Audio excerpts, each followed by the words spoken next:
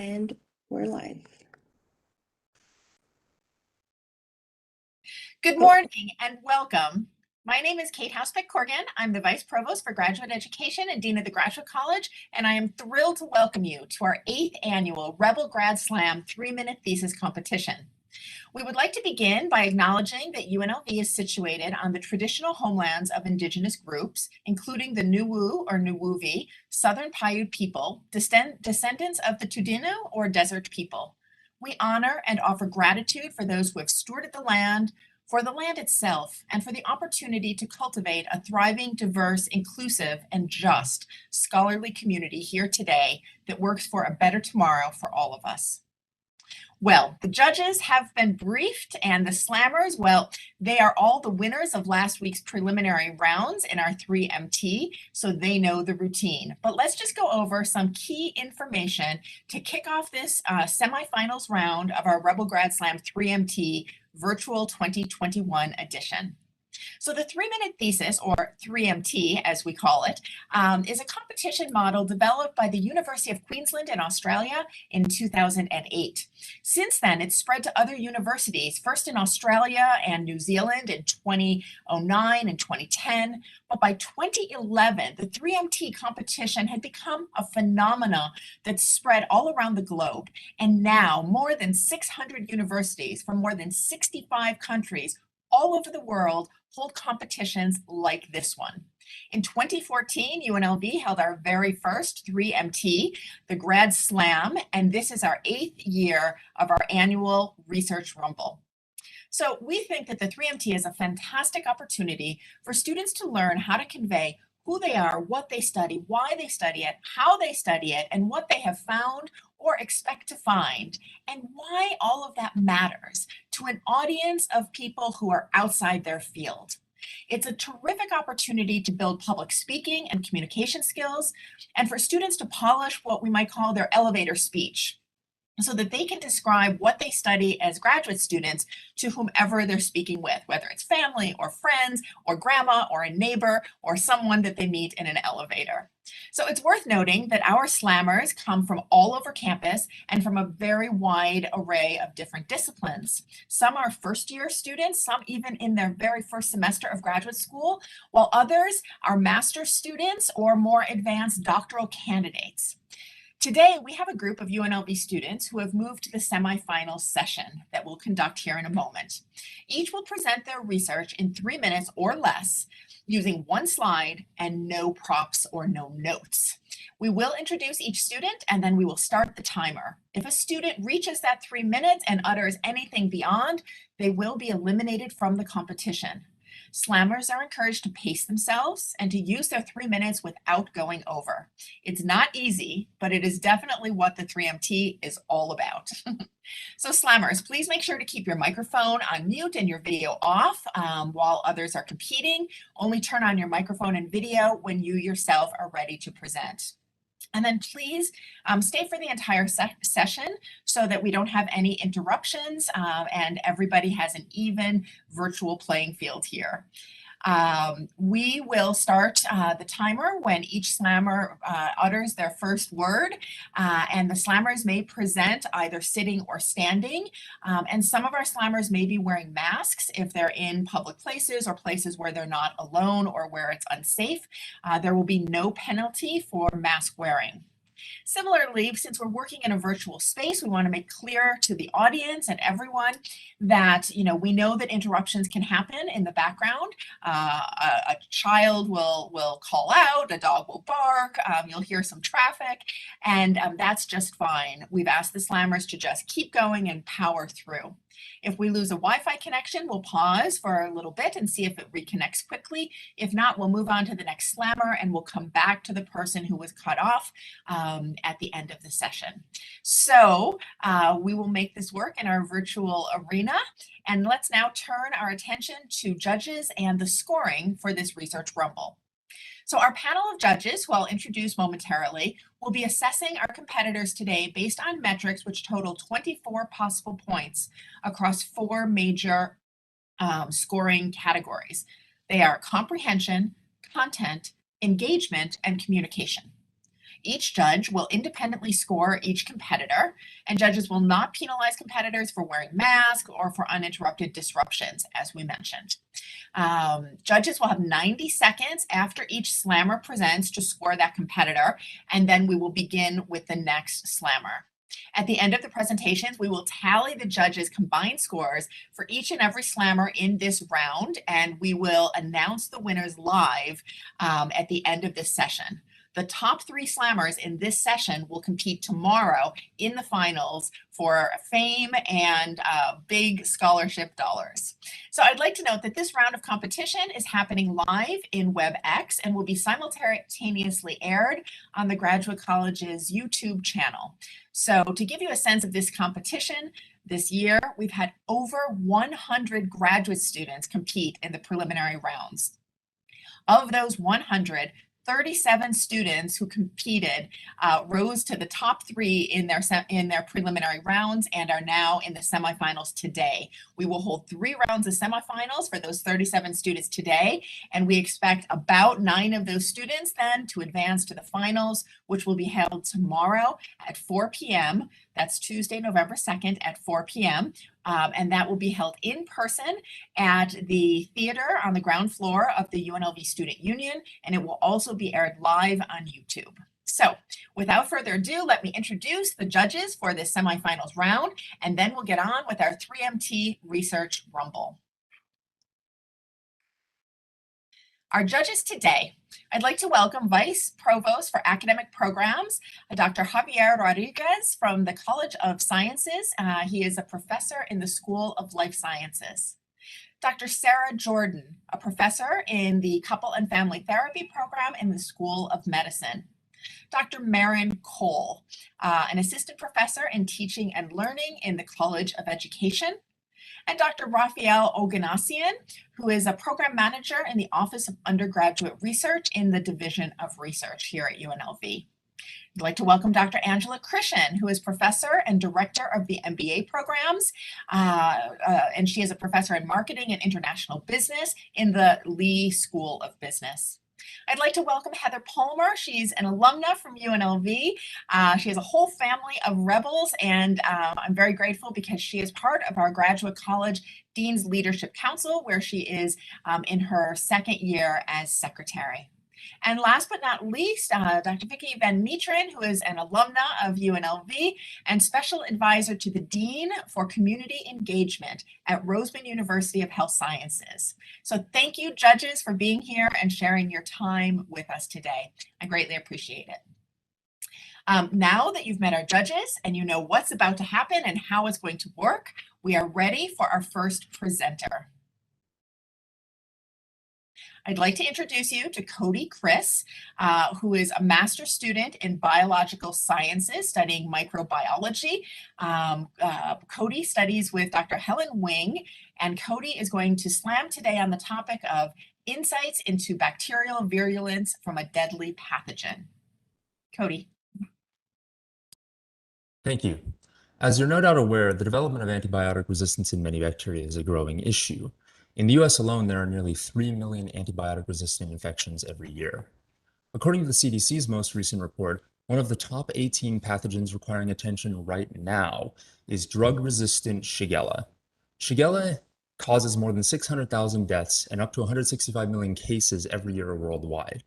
And in the US, Shigella is attributed with nearly $93 million in direct medical costs every year. So what is Shigella? Shigella is a type of bacteria that causes a severe and often lethal form of dysentery.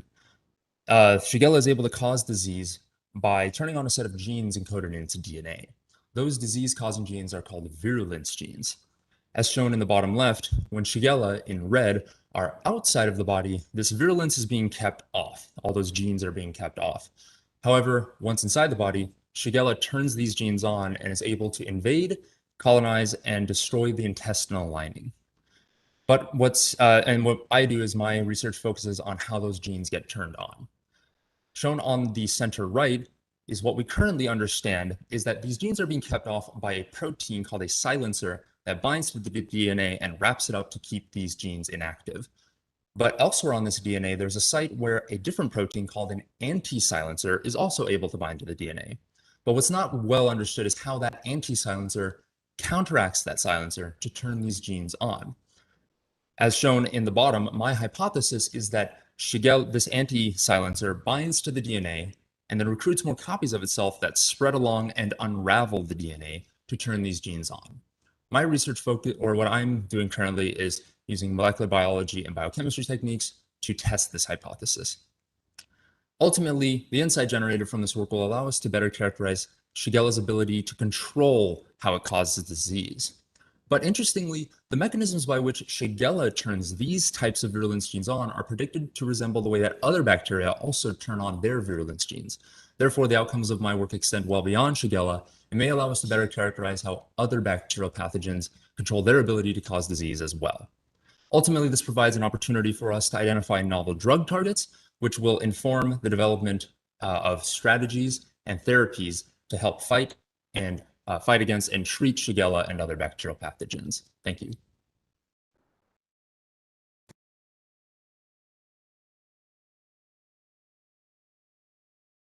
Thank you very much, Cody. He finished with 32 seconds left on the timer, so you made it within your 3 minutes, and now we'll have about 90 seconds for the judges to score Cody before we move on to our second slammer.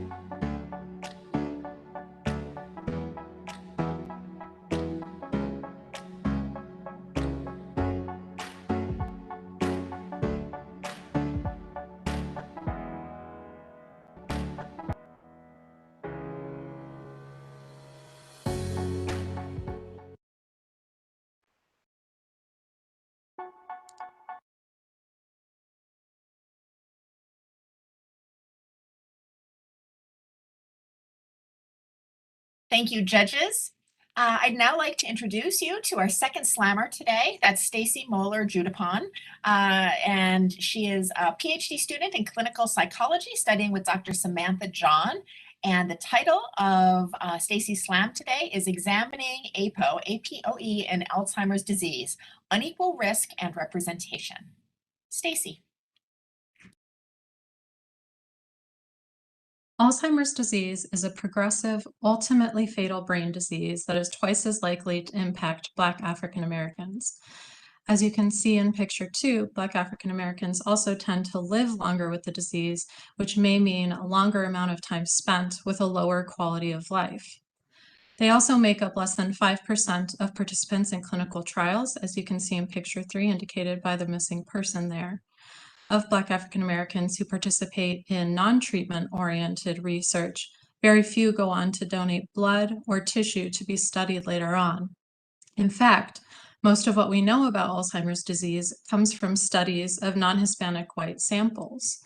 While non-Hispanic white individuals may not be representative of the general population for many reasons, as risk for Alzheimer's disease varies according to a range of contributing factors. Altogether, this means that we know very little about the people who are at highest risk for developing Alzheimer's disease, and this limited information impairs our ability to accurately assess those at risk, to diagnose those who are affected, and to inform our patient care. While we don't yet know what causes Alzheimer's disease, there are several identified risk factors that can aid in telling us who is most likely to go on and develop Alzheimer's disease. One of the most commonly known risk factors is a variant of a protein found in the blood called apolipoprotein, or ApoE.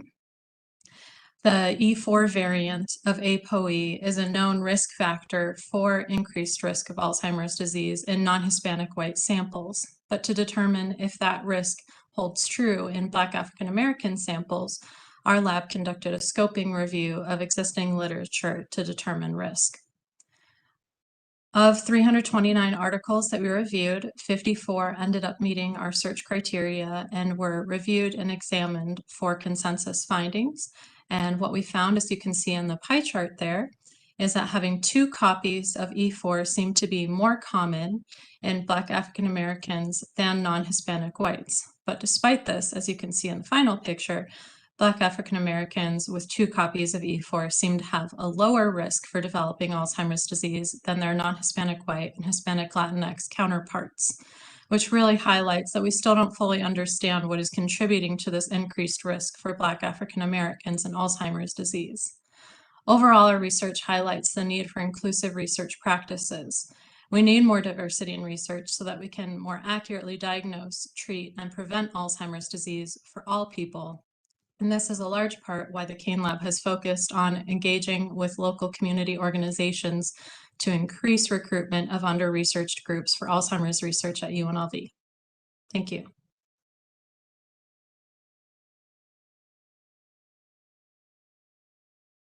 Thank you so much, Stacy. There were 2 seconds left on the clock.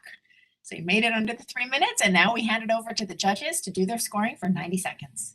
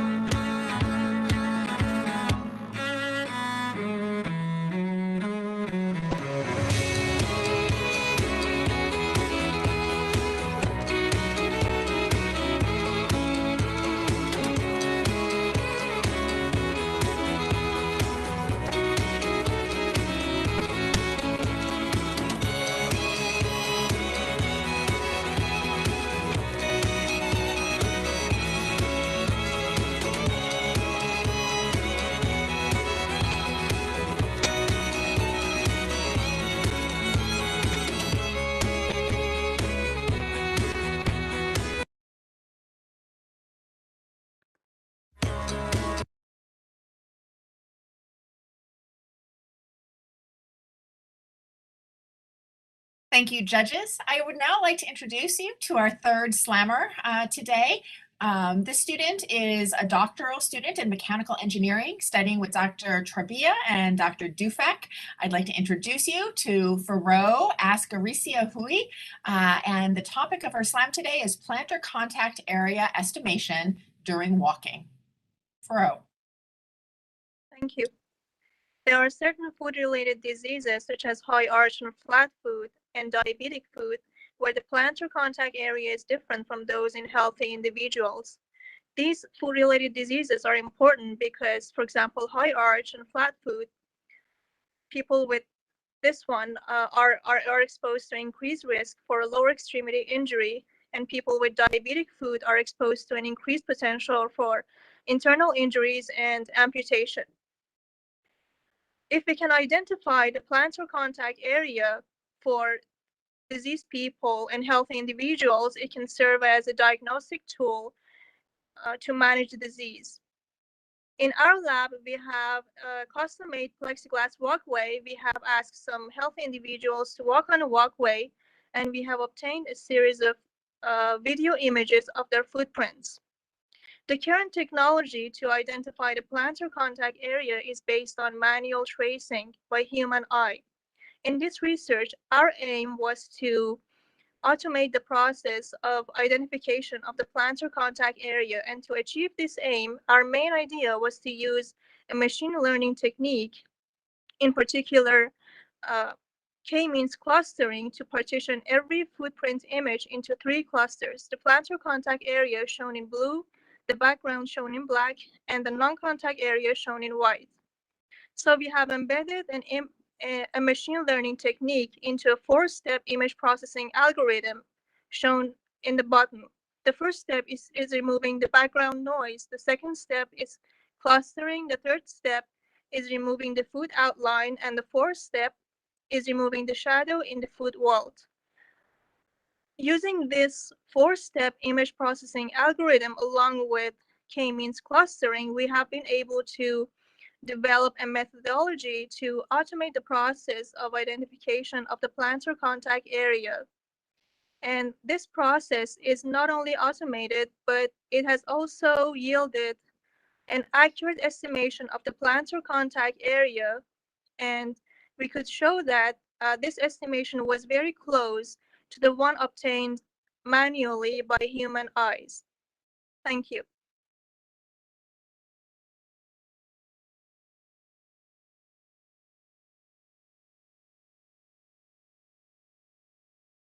Thank you so much, Faro. Made it under the 3 minutes, and judges, it's your turn now.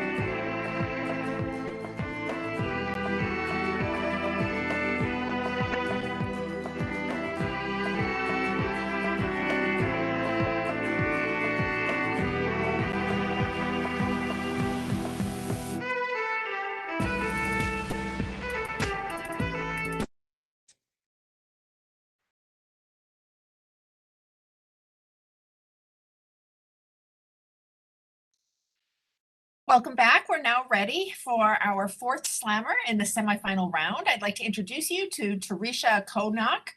Tarisha is a doctoral student in sociology, studying with Dr. Elizabeth Lawrence. And Tarisha's presentation today will be Parental Embodiment, Mapping Neoliberalism onto the Body. Tarisha. Hello, everyone. Before I begin, I would just like to acknowledge all of the parents in our lives and recognize the immense amounts of pressure that they're under every day. So my research is not only looking at the way that parents are under immense pressure to raise their children, but also how they must negotiate and conform to body normative expectations. I come at this from the perspective that our embodiment, which is the way our bodily characteristics influence our interactions with others, is an important part of our everyday lived experience. So to do this, I have conducted semi-structured, in-depth interviews with parents and have so far found 3 main themes. The first being the importance of knowledge and information, where parents really crave an understanding of their changing bodies. To do this, they often download fertility apps, and while these can be helpful, they can also be problematic when they do construct a normative body. In this case, parents may feel abnormal if they do not conform to expectations of weight or have a normative menstrual cycle, for example. Another theme I'm finding is that parents experience a lot of judgment, shame, and failure in relation to their changing bodies, where parents report feeling just fat, feeling disassociated, or even experiencing body dysmorphia while pregnant. This is contradictory to what they were told they would feel, which was a joy in their changing body. These negative feelings are not helped when they receive negative messages from friends, family, and even strangers in their daily lives, and even negative message from their healthcare professionals. This is where I begin to see where parents have to embody neoliberalism and have to show an individual responsibility where they have to engage with their changing bodies on their own, often feeling disregarded by their healthcare professionals and other folks who give them resources. So in this case, if parents do not conform to body expectations, such as losing weight or not gaining a lot of weight during pregnancy, then they are able to be seen as fit, healthy, productive, and ultimately deserving parents. I've pulled out two quotes from two of my participants who show this, where one participant said that their doctor did not even look at her before saying that she needed to not gain any more weight, even though she was there for a completely different health reason. Another participant reported that the adoption agency he was working with was worried that he was too out of shape, or in other words, too fat to be a parent. In this case, both of these parents were denied potentially access to resources for them to be successful and healthy parents, and their bodies constructed them as unfit, unhealthy, and ultimately as undeserving. I hope today that at least one person can leave here with an additional layer of empathy to recognize that parents are not only under immense pressure to raise their children, but to also look good while doing it. Thank you.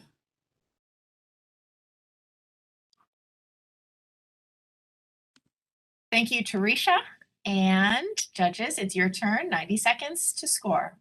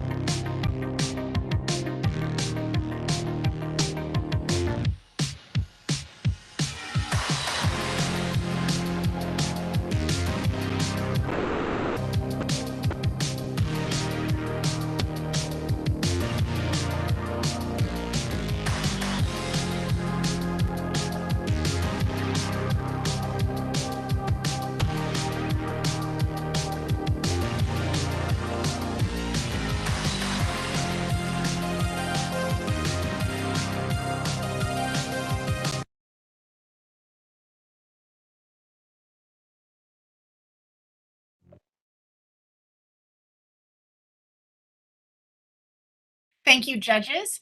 I'd now like to point out that Eric Jameson is not with us at this moment in WebEx, and so we are going to move on past Eric. If he's able to join us, he'll join us at the end. And so we'll move on to our next slammer. Judges, I'd ask you to please be sure to note and pull out Eric's scoring sheet so that you are definitely scoring the correct slammer, as the next person up will be our slammer number 6, and that's Christian Eisen. So judges, please be sure that you're looking at Christian's scoring rubric. Now I'd like to introduce a doctoral student in interdisciplinary health sciences who studies with Dr. Janet Dufek and Dr. Mohammed Trabia, and that's Christian Eisen. Christian is slamming today on the topic of examining dynamic postural control and balance using center of pressure in pre-diabetic, diabetic, and neuropathic patients. Christian. Hello, and thank you for the introduction. According to the International Diabetes Federation, it is projected that the prevalence of global diabetes cases will increase from about 450 million people in 2017 to about 690 million people by 2045. Possible long-term complications of diabetes include diabetic nephropathy, retinopathy, and diabetic peripheral neuropathy. Diabetic peripheral neuropathy is dysfunction of the peripheral nerve system, resulting in poor blood circulation to the extremities. This damage can result in a loss of sensation, and if the complication is left untreated, may materialize to injuries, lesions, and foot ulcerations, and as a result, may lead to increased falls risks or possible early mortality. Plantar center of pressure, or COP, as seen on the screen, is currently used by researchers investigating human postural control and balance during walking, and as mentioned, increased falls risk. During walking, the COP movement begins near the heel at the instance of heel strike and moves forward towards the toes at the instance of toe off, as you can see on the slide. Force platform measurements are typically used to determine these plantar pressures, but are almost always immovable and thus embedded into the ground floor. Therefore, pressure measuring insoles, again, as seen on the slide, have been used by researchers as a portable alternative to measuring dynamic plantar pressure.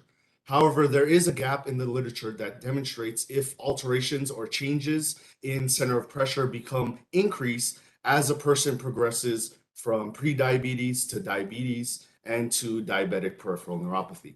Therefore, the purpose of our research is to examine these differences in dynamic postural control and balance in pre-diabetic, diabetic, and diabetic peripheral neuropathic patients using pressure measuring insoles to assess center of pressure. We plan to examine these walking and balance in these patients during a 10-meter walkway using those pressure measuring insoles to assess center of pressure as seen on the slide. We hypothesize that COP, or center of pressure, will be greater in worsening progressions of prediabetes to diabetic peripheral neuropathy. Thank you.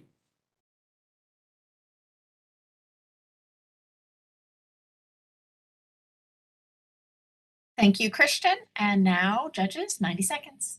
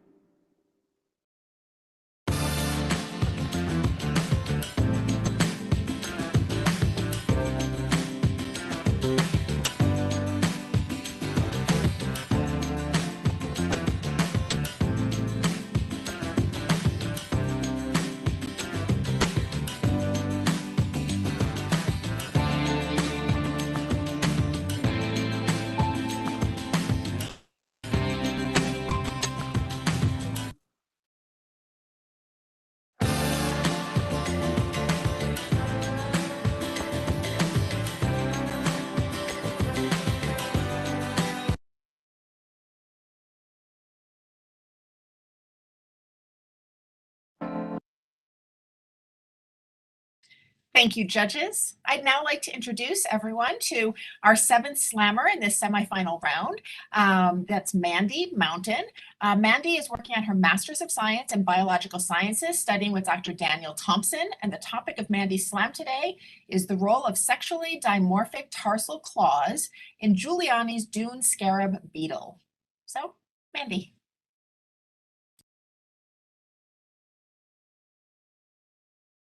Hi, I study Pseudocatalpa giuliani, a highly unusual beetle that is endemic to Nevada. This beetle species, commonly known as Giuliani's dune scarab, exists nowhere else on Earth except for two small dunes in Nye County. Every April, a cohort of beetles emerges from the sand for about 30 minutes per night for only 3 weeks with the sole purpose of mating. These animals don't even eat in their adult beetle form, so all energy that's needed to get through this 3-week mating session is obtained in their juvenile stage. Very interestingly, we can't tell these beetles apart by their body size. Well, we can't tell the males and females apart by their body size because there's a variety in body size even of the same sex, but right now we can only easily tell them apart by differences in their tarsal claws. You can see from the photos here on this slide the drastic difference between the smaller, thinner female claws on the right and the larger, more robust hooked claws on the left. So why is this? What is the evolutionary driver of the elongation of the claws that we see in males of this species? While conducting mating behavior observations, we noticed that the male beetles will secure themselves to the females while attempting to mate by hooking their front 2 sets of claws under the female's wing coverings that are known as elytra. As you see here in this bottom center photo, see how they just reach under the elytra and hook onto the female. We also noticed that males tend to use their back claws to stabilize the female before mating can begin, which makes this behavior seem like a very important step in the mating process. So one of the questions that I address in my research is, can males still successfully mate if they have shortened claws that are functionally similar to the claws of females? To find out, I placed females into containers with 2 males, one with shortened back claws and the other with untreated claws, and we documented their mating success. It turns out that males with shortened back claws can still successfully mate with females. So the next step is to find out if they spend more time. Currently, I'm analyzing the duration of mating and the number of offspring produced, and I'm excitedly anticipating whether the claws affect efficiency of reproduction. If we can show that males with shortened claws have a lower total offspring, then it tells us that the mating behavior of stabilizing the female before mating is a contributing factor to the evolutionary elongation. Thank you.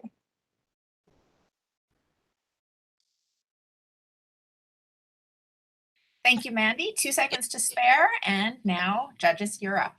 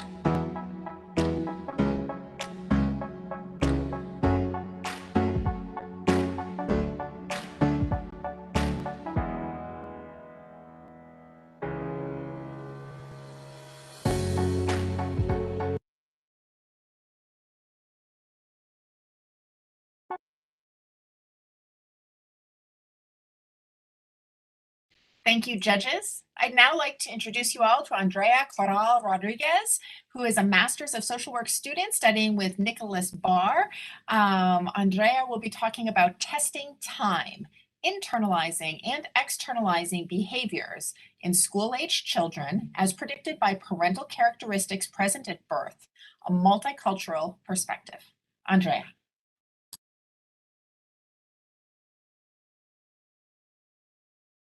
Research usually explains life with variables, such as money and the relationship to kids' school outcomes. This is simply describing characteristics.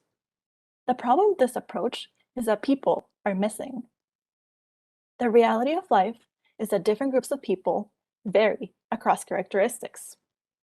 So, with that in mind, we wanted to look at marriage, language, nativity, education levels, and socioeconomic status, as we know that these parental characteristics are influential. But are there hidden groups of people within our data? The answer was yes. Our approach allowed us to explore and uncover 3 different groups, which you can see on the slide. Group 1, represented by the solid line, the parents are married, wealthy, and well-educated. It is no surprise that the kids had low internalizing behaviors, think anxiety, and low externalizing behaviors, think bullying. Group 2, represented by the dashed line, the parents are not married, they're not wealthy, and they have low levels of education.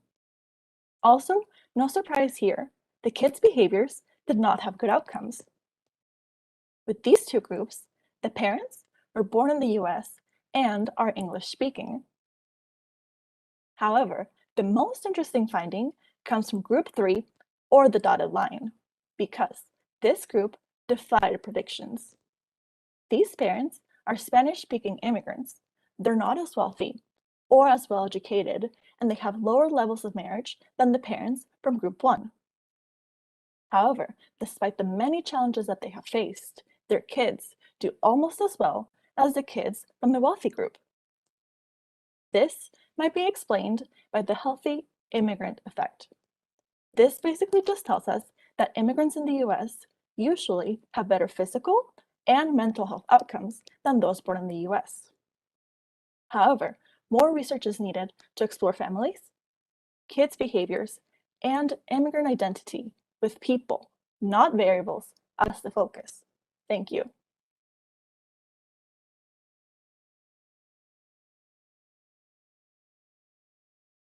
Thank you very much. And now, judges, 90 seconds to score.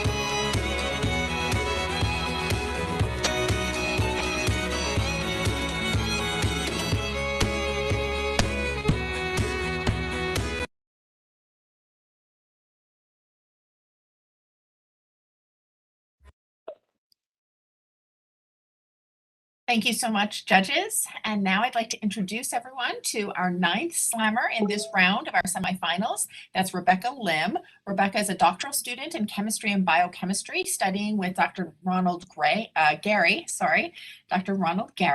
And Rebecca's topic today is a novel application of ITC to facilitate the therapeutic research for Alzheimer's disease. Rebecca. Over 6 million Americans are suffering with Alzheimer's disease.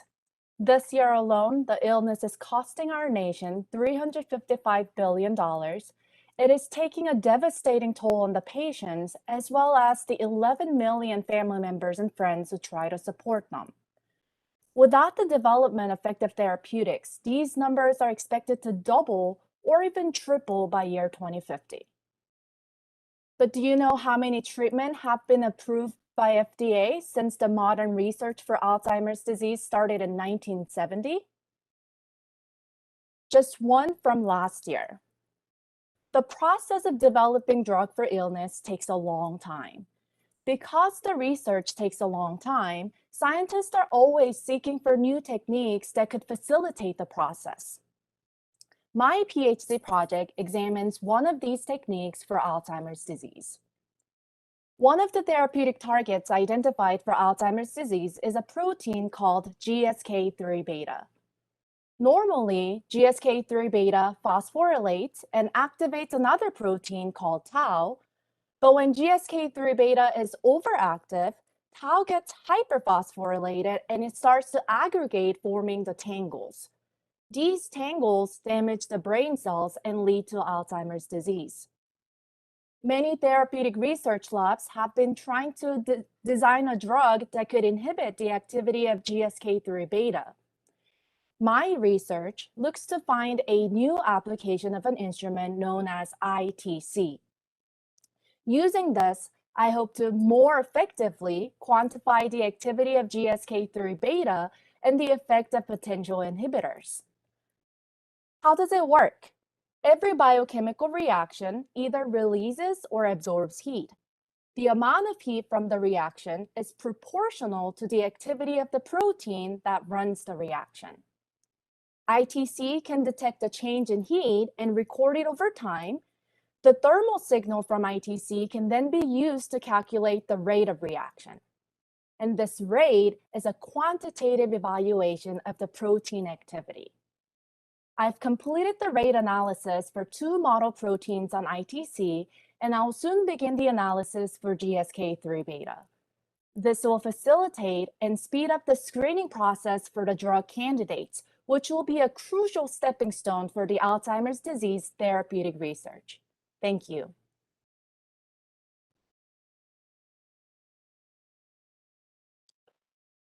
Thank you, Rebecca. And now the judges have scoring time.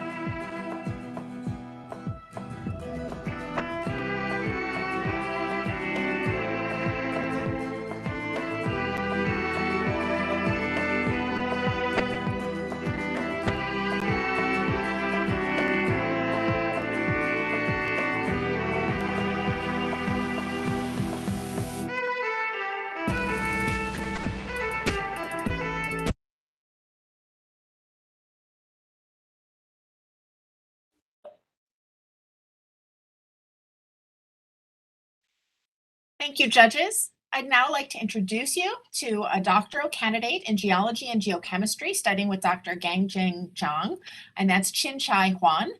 Chin-Chai will be slamming today on the topic of the origin of Death Valley at Akron, Johnny Owids. Chin-Chai. Buoys are cold-grained sedimentary rocks and can be commonly found in geological history. Because of the pervasive deposition of buoys and the steady state equilibrium with seawater, Many studies have utilized the physiochemical property of ooids to understand the paleo-environmental changes.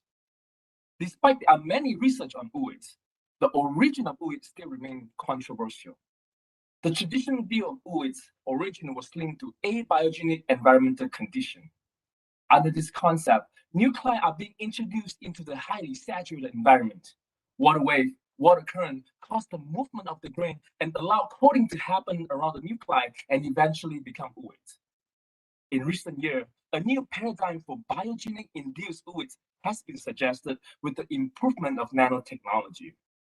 Many researchers have identified the microbial imprint within ooids and have successfully correlated that to the ooids formation. In this study, we focus on the Ediacaran Johnny ooids, which was deposited around 600 million years ago and has not been studied yet before. As you can see from the diagram, that's Johnny ooids, and the triangle are the study location. We aim to answer the two most commonly asked questions when it comes to ooid study. Number one, what is the origin of the Johnny ooids? Is it biogenic or abiogenic? And number two, what type of deposition environment where the Johnny ooids was deposited? To answer this question, we perform integrated study through scanning electron microscope, SEM, to observe the microfabric feature of the Johnny ooids. We also look at the elemental geochemistry of the Johnny ooids to document the possible evidence of microbial activity. And finally, we evaluated the relationship between the microbes, if there's any at all, and the ooids formation. Our result shows that there's no microbial evidence being found within the Johnny ooid structure at all. And for the geochemical analysis, we find that low and consistent magnesium over calcium ratio throughout the whole Johnny ooids. These observations suggest that the Johnny ooids was formed abiogenically. Moreover, the perpendicular orientation of the microfabric crystal and the overall small size of the Johnny ooids indicated that the Johnny ooids was deposited in a relatively low energy environment. The importance of my research is that my study provides more case studies to the overall ooids research, and it also helps us better understand the environmental condition during 600 million years ago in the Death Valley. Thank you.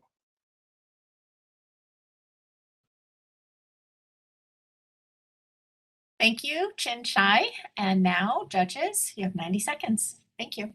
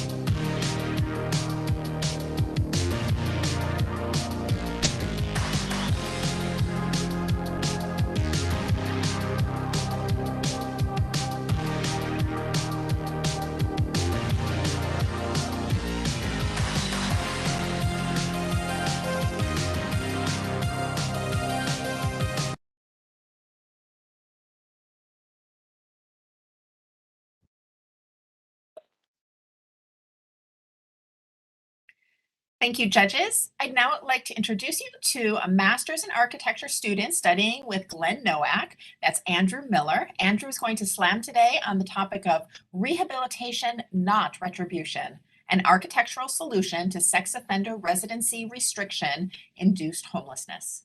Andrew. Homelessness is a concern that plagues governments, city planners, design professionals, humanitarian groups, and communities. There have been a variety of approaches, from temporary shelters to massive warehouses filled with beds. Unfortunately, these schemes do not solve the root cause of homelessness. This has led to vast sums of money spent on fruitless, undignified endeavors in an ever-worsening situation. Prior plans failed to account for the importance of employment. They instead focus on housing alone. Research reveals that 70% of homeless people have been charged with felonies. The legacy of any felony conviction includes employment obstacles, denial of public benefits and housing, and decreased educational opportunities. The unemployment rate for felons is 7 to 10 times greater than average.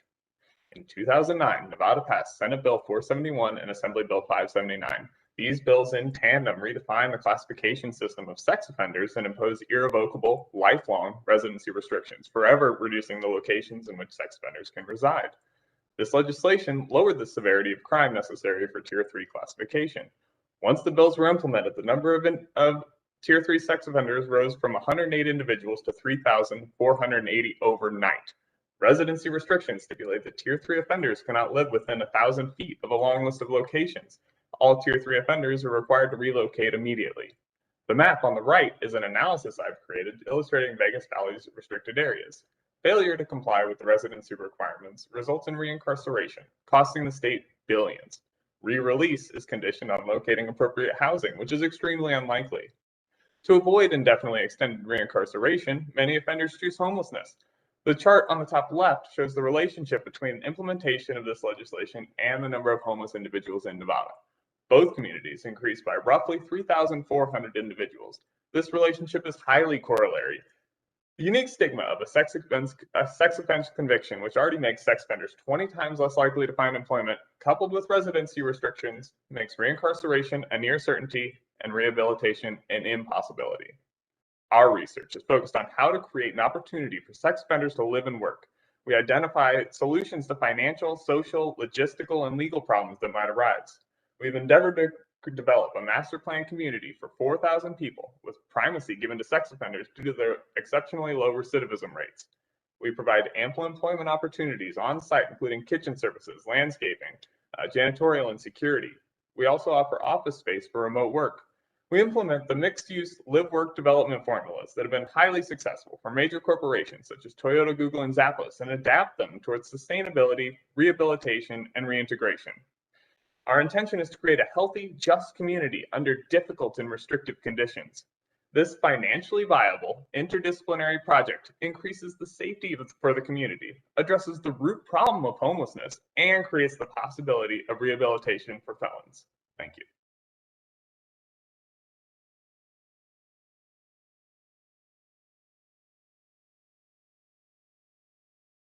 Thank you, Andrew. And now, judges, please score. You have 90 seconds.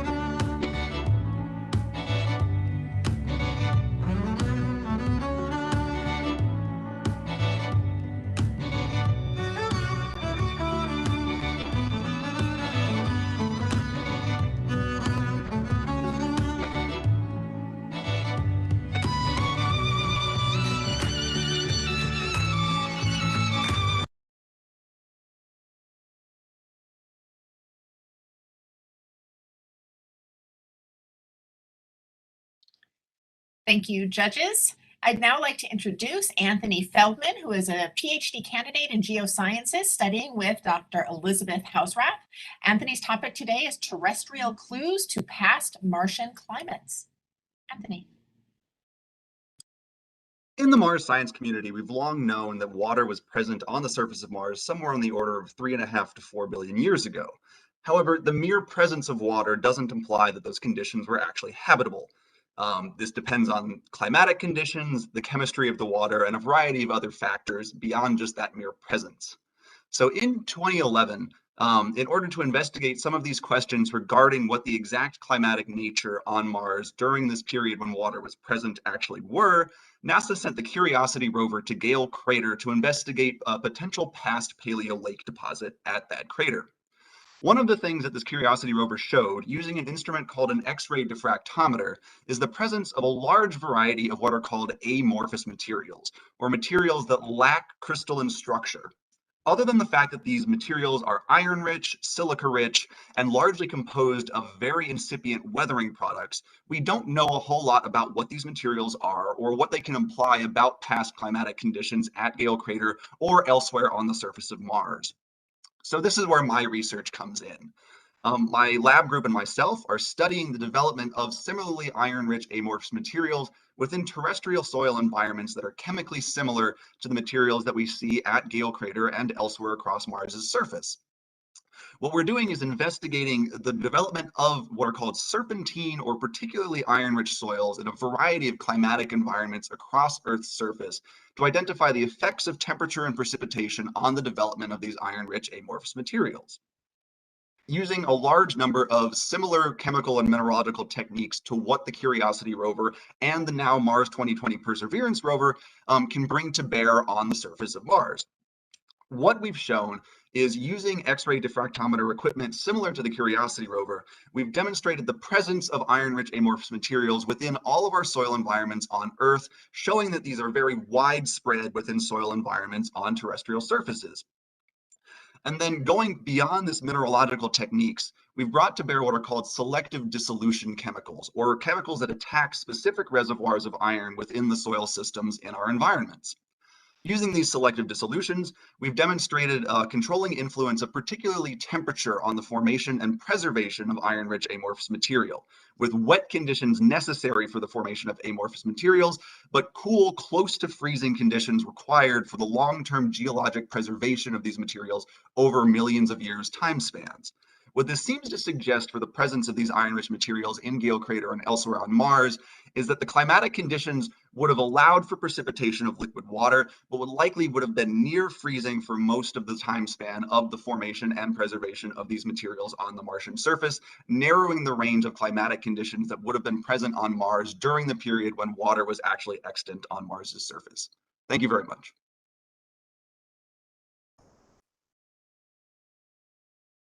Thank you, Anthony. And judges, it's your turn.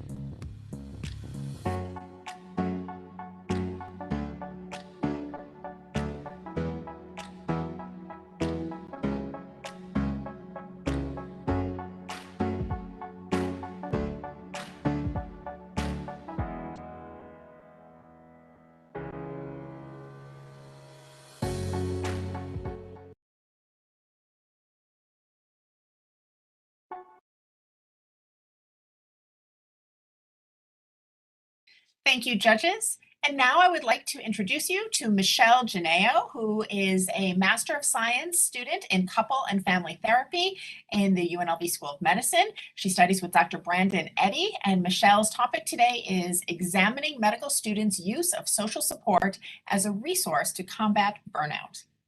Michelle. Imagine you're preparing to cook a meal for your loved one. You have all the ingredients laid out for the perfect dish, but you're pressed for time, so you turn up the heat to speed up this process. Medical students begin their training with all the ingredients for success and have an optimistic perception of their health with meaningful career goals to service those that are ill or injured. Yet, 11% experience suicidal thoughts, 27% screen positive for depression, and 45 to 71% meet criteria for burnout. Burnout is the experience of being emotionally run down, disconnected from others, and having a lost sense of recognizing that one's efforts are worthy and enough. A recipe that threatens their overall well-being and professional integrity. The culture of self-sacrifice is the pan where we start to cook with less freedom in their schedules to prioritize healthy habits. To add salt to the wound, individuals prone to depression are more likely to experience burnout when exposed to chronic stress and fatigue, leading them to turn to poor coping mechanisms such as avoidance of emotion or self-blame to push through. This recipe also calls attention to the perception of stigma on an organizational level. Students fear that they will face discrimination or breach in confidentiality from their mentors, which limits their willingness to seek help. In contrast, when leaders embody a culture of wellness, it models self-care as resilience. Amid a global pandemic, these factors become challenging to ignore as we become or know a loved one craving the presence of their healthcare hero. Having a healthy work-life integration is another delicious protective factor because one's career is only part of their identity. Similar to combining all the best ingredients to create a hearty dish, honoring the various roles in one's life strengthens a sense of well-being and belonging. Social support is having care and assistance. When medical students feel supported by their friends and family, it protects them from emotional exhaustion. Relating to their peers when taking on challenging cases improves their confidence in belonging to the field. Students report feeling guilty when work-life conflict arises because of limited time or travel rotations affecting the stability in their home life. The absence of empathy from meaningful relationships in their personal life may interfere with their ability to recharge after a tragically stressful day at school or the hospital. Burnout is the flame that ignites inside tired, stressed, and unsupported medical students. Those with severe burnout often choose to leave the profession or go into early retirement, which could be the driving force for the overextension of existing physicians, thus maintaining this high-temperature flame until these professionals serve plates empty of compassion and patient care is left to starve in the healthcare system.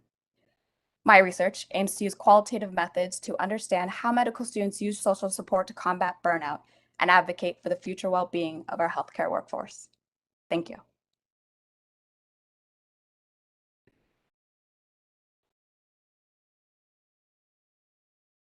Thank you very much, Michelle.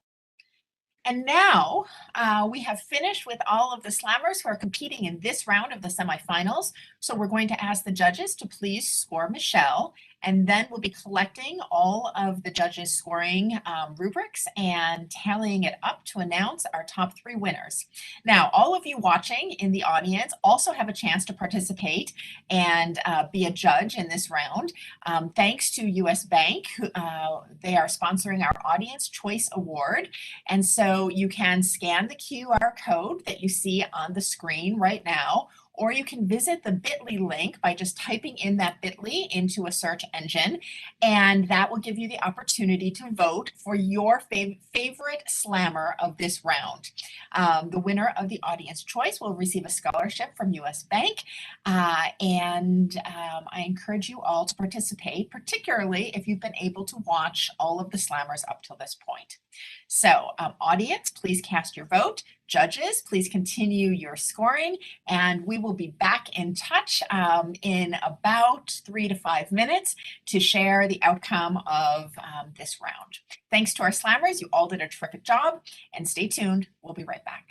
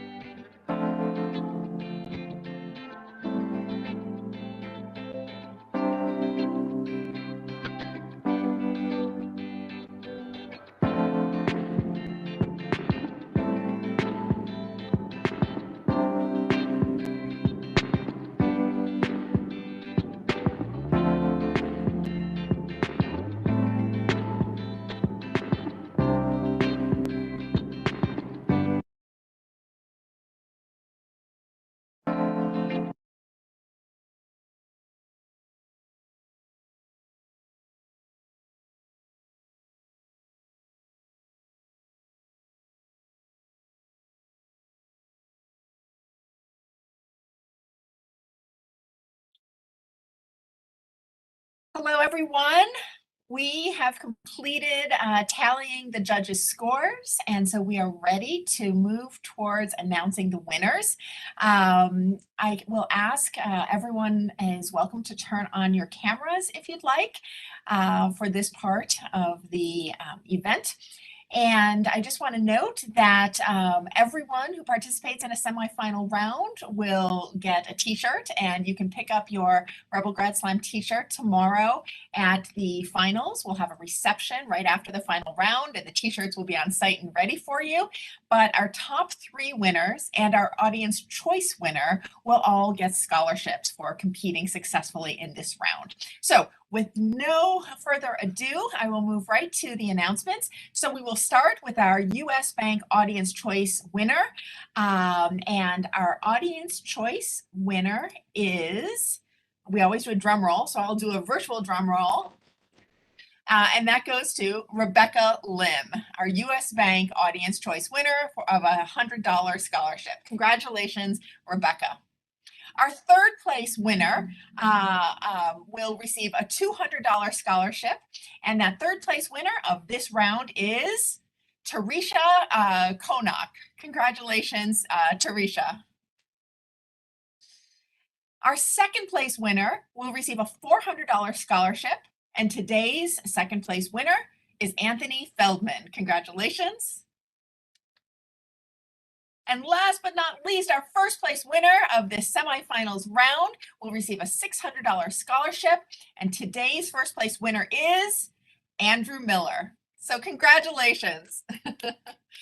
I'd like to give a big shout out to Andrew, Anthony, Tarisha, and Rebecca for being the winners of this round, and to all of you who competed. It was a tough competition. The judges had a challenging task, and my gratitude goes to the judges who spent time today to be here with us and who did the hard work of scoring. So thank you, judges. Thank you, participants. Thank you to our audience who's here watching.